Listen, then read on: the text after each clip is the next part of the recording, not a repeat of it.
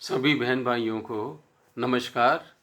आज हम इससे पूर्ववर्ती जो वीडियो मैंने बनाया था बांग्लादेश और भारत के संदर्भ में, उसी की कंटिन्यूटी में, उसी की निरंतरता में ये दूसरा भाग प्रस्तुत है, जिसमें हम थोड़ा विस्तार से इस समस्या का भारत पे पड़ने वाले प्रभावों, इसके क्या कारण रहे और इसके लिए भारत को क्या क्या सावधानी बरतने की आवश्यकता है, इस पर हम चर्चा करेंगे।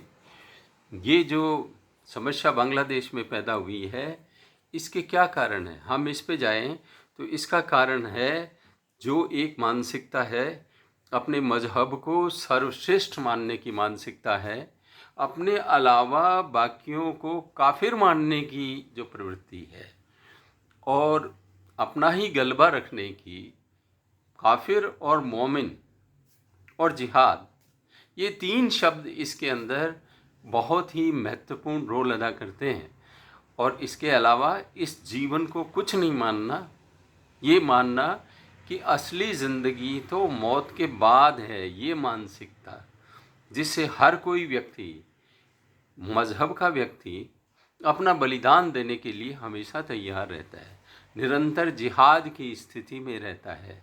मानवता में भेदभाव इससे पैदा हो जाता है और उस भेदभाव के कारण आपस में एडजस्ट होने की संभावना बहुत कम हो जाती है, क्योंकि जब तक आप दूसरों के मत का सम्मान नहीं करेंगे, दूसरों के विचारों का सम्मान नहीं करेंगे, तब तक को एग्जिस्टेंस की समस्या बनी रहेगी और ये समस्या निरंतर रहेगी।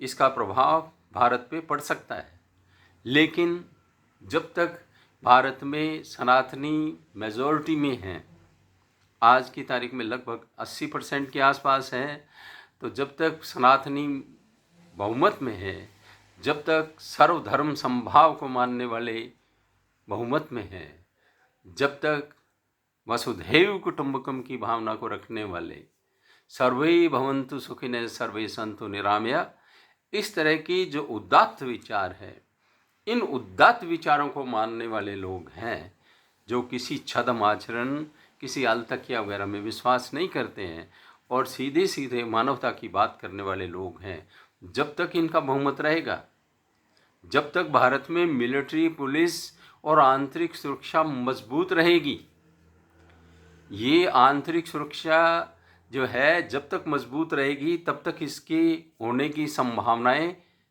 ज़्यादा नहीं रहेगी। उत्पात तो होते रहेंगे। हमें क्या क्या सावधानियां रखनी चाहिए? हमें ये चाहिए कि जो फॉल्स नैरेटिव हैं उनसे हम बचें। यहाँ तक कि लोकसभा तक में झूठे आंकड़े प्रस्तुत कर दिए जाते हैं, अग्निवीर को लेकर के भी झूठी बातें, झूठे आंकड़े प्रस्तुत किए जाते हैं, और इसके अलावा कोई भी बात हो उसमें अधूरे डेटा प्रस्तुत कर देना, उनका ठीक से विश्लेषण नहीं करना।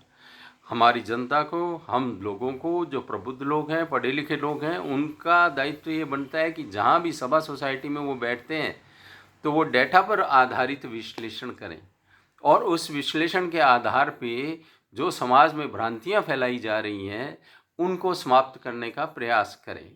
अभी 17 महीने बाद सिसोदिया जी जेल से छूट के आए हैं, इतना हंगामा हो गया है जैसे उनके ऊपर कोई आरोप ही नहीं रहे और वो तो स्कॉट फ्री बच गए हैं, जबकि ऐसी बात नहीं है। ये गलत नैरेटिव है। ये मतलब क्या है कि झूठी बात करना है।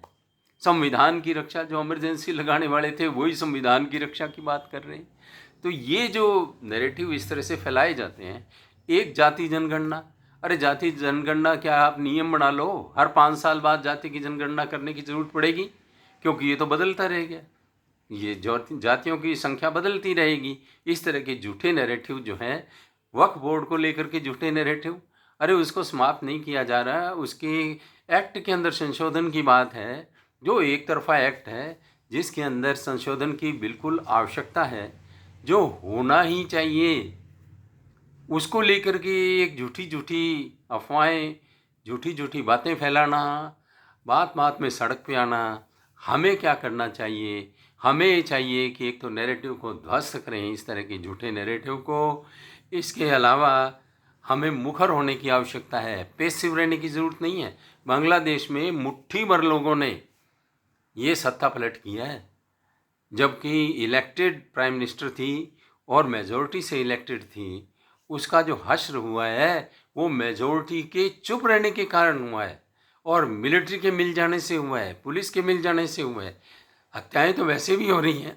यदि कुछ सख्ती की जाती और कुछ हत्याएं हो भी जाती तो आज भी हो रही है, वो तो बाद में भी होगी। वो तो हिंदुओं की हत्याएं होंगी, हिंदुओं के घरों को जलाया गया, लूटा गया और उनको जीवन को बर्बाद किया गया। ये तो अब भी हो रही हैं। तो यदि कानून और व्यवस्था के लिए सख्ती बरती जाती तो क्या दिक्कत थी। भारत को आंतरिक रूप से मजबूत होने की ज़रूरत है, हमें सामाजिक तौर पे मजबूत होने की ज़रूरत है, सीमाओं के लिए मजबूत मिलिट्री और हमारे हार्डवेयर सॉफ्टवेयर जो मिलिट्री के लिए आवश्यक है, हमारे बजट प्रावधानों को बढ़ाया जा सकता है। हमें और ज़्यादा इसके लिए तैयारी रखनी होगी, क्योंकि अंतर्राष्ट्रीय इसके अंदर दखल की भी बात आ रही है कि अमेरिका की शय से ये हुआ है। जैसा कि बांग्लादेश के एक पत्रकार ने कहा, हमारे प्रतिपक्ष के नेता के ऊपर भी इल्ज़ाम आया है। हालांकि इसके लिए भारत की सबसे पुरानी पार्टी को भी स्पष्टीकरण देना चाहिए। तो हमारे सबका फ़र्ज़ बनता है कि हम हर तरह से सावधान रहें, सही नैरेटिव स्थापित करें, झूठे नैरेटिव्स का खंडन करें और लोगों को जागरूक बनाएं। धन्यवाद। पसंद आए तो सब्सक्राइब करें, शेयर करें, लाइक करें।